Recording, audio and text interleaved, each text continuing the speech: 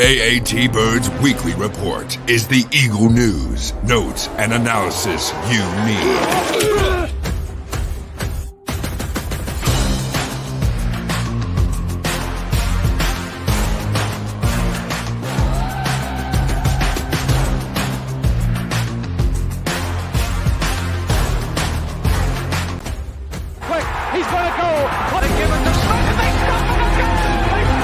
Back. He looks, fires for the end zone, intercepted! The 20, the 10, the 5, touchdown! Matt Ware!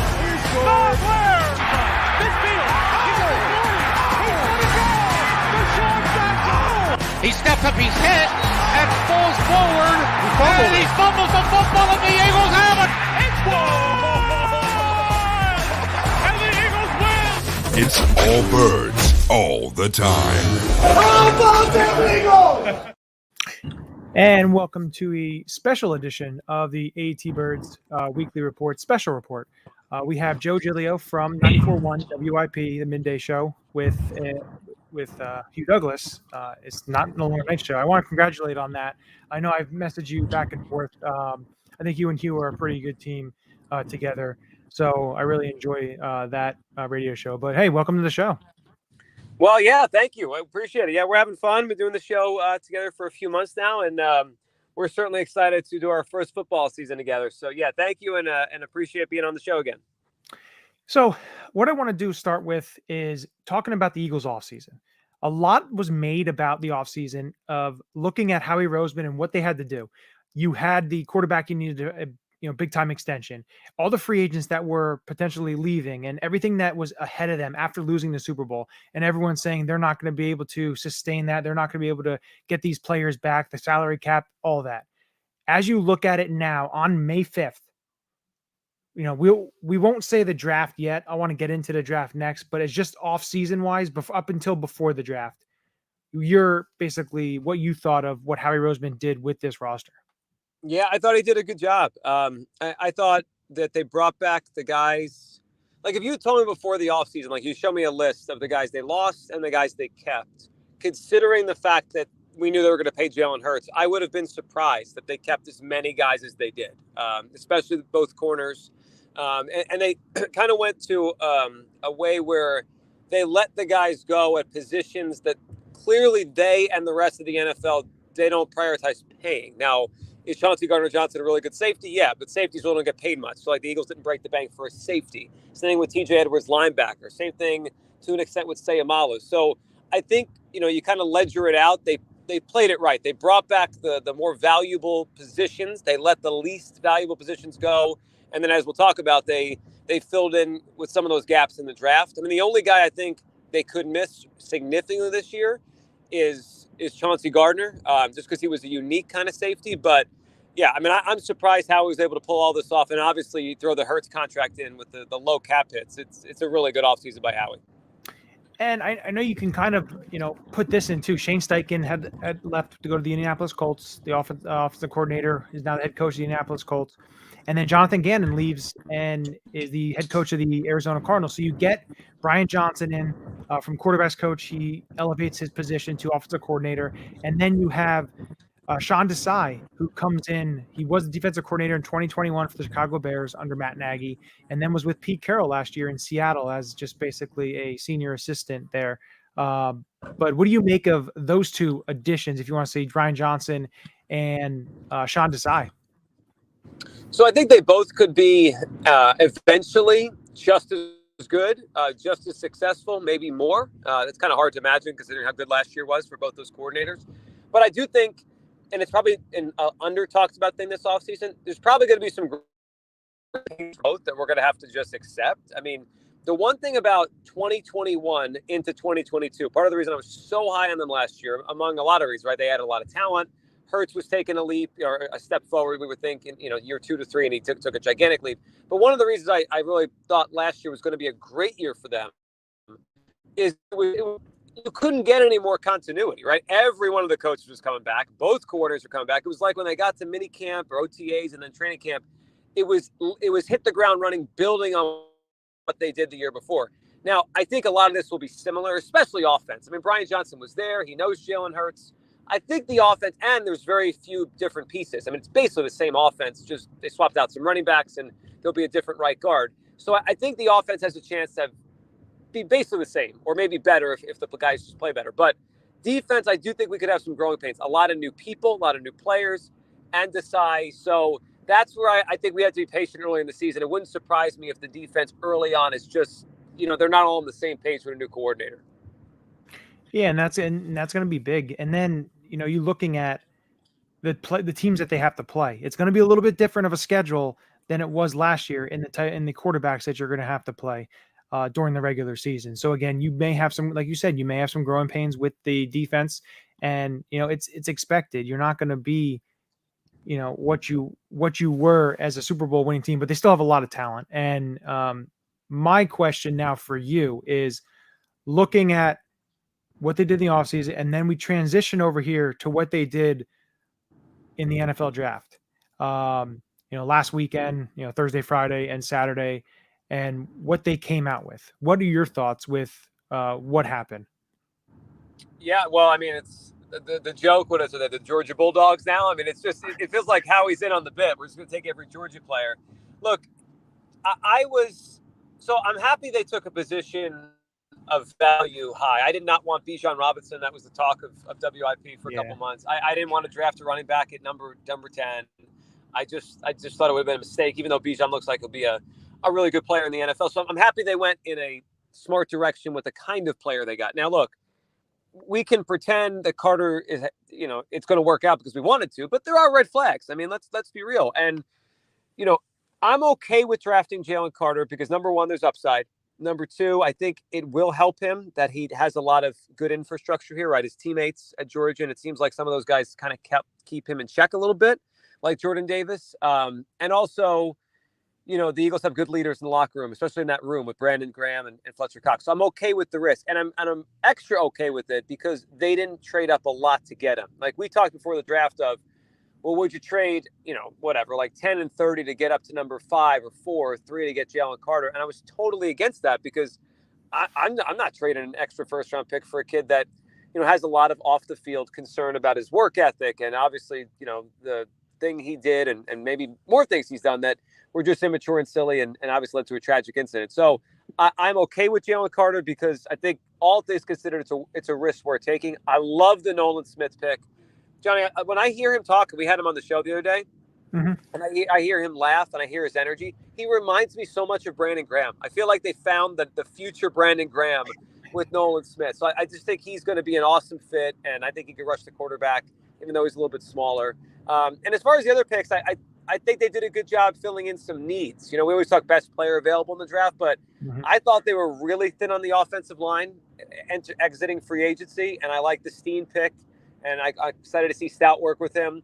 And then they needed a safety. I looked at the safety depth chart before the draft, and I'm like, Terrell Edmonds and Reed Blankenship, that's it? I mean, that's not good enough. So hopefully Sidney Brown can be a playmaker and maybe get on the field early. So I like how they filled some needs later. And Keely Ringo, Hugh was down in Atlanta before he came up to do the show with me here. And he knows these Georgia kids well and talked about him and watched him a lot. And it's funny, about 2 months ago, when we first got into the draft process and we were discussing, Slay and Bradbury, would they be back? And Hugh was making the point that if they let one of them go, there's a lot of good corners in this draft. And he was kind of, roping Keely Ringo's name in with the guys that went earlier, those first round corners that all went. So he likes him. So the fact they got him later is certainly an interesting pick too. So I like the draft, and hopefully Jalen Carter, lives up to his potential, then I think it might be a home run draft.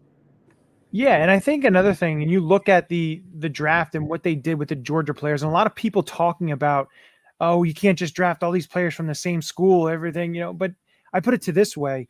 You look at a team back in the early 2000s who had one of the greatest defenses in the Miami Hurricanes, and if you told me that a team in consecutive years would draft 5 players from that defense, whether it be a Vince Wilfork, a Jonathan Vilma, a Sean Taylor, an Antrell Roll, along the lines of that, I would be more than happy to get those type of players on my team. And I think people don't realize what these players are going to be doing for the Eagles and how you can get great players, even though it's one school. How long was it before we saw the Eagles draft an SEC players? We've been clamoring for them to draft SEC players for years.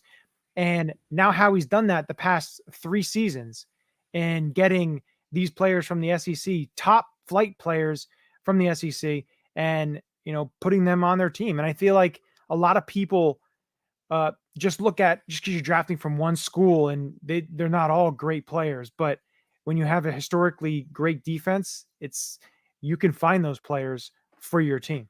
Well, you can. So it's interesting you brought up that comp to Miami. So obviously those guys you mentioned, their full careers played out, right? Ed Reed, Roll, Wilfork, and they turned out to be, a lot of them, I mean, there's some Hall of Famers in there, some All-Pros. They were really good NFL players.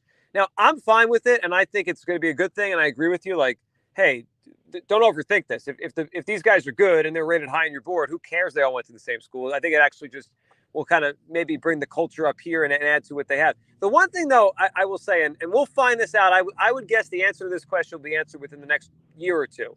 I'm just basing it on last year's draft, not just the 2 Eagles guys, Jordan Davis, Dean, but you go to Trayvon Walker with the Jaguars, Quay Walker with the Packers. I do have a question, and I hope the answer it turns out to be a positive one. This group, like this Georgia group that the Eagles obviously have a lot of, I do wonder, because none of them yet have popped in the NFL, right? Like Trayvon Walker wasn't very good as a rookie. Jordan Davis didn't do much. I do wonder if they're all like B or B plus players that when you put 11 of them on the field, they played like an A defense. I don't know. I mean, we're going to find out. Like, hopefully there's some A's sprinkled in, and obviously the Eagles, hopefully they got an A with Jalen Carter. But that's certainly kind of a thing in the back of my mind. Like, how good are these guys individually? The Miami guys you mentioned, they were great individually. We'll find out with these guys pretty soon. Yeah, you'll find that out. Absolutely.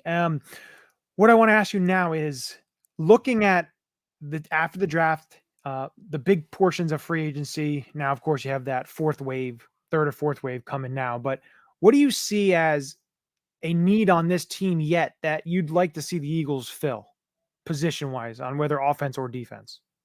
Yeah, linebacker. I think linebacker could be this year's version of the trade for Chauncey Gardner-Johnson. It's just very thin. We're all expecting Nakobe Dean to elevate himself to a starter, and I think he will. And as long as he stays healthy, I have no worries about Nakobe Dean. I think Nakobe Dean could play. And I know people say his size or whatever. He was a star at Georgia. They'll have enough bulk in front of him. They'll keep linemen off him. I think Nakobe Dean will be a good player pretty much right away. Excuse me.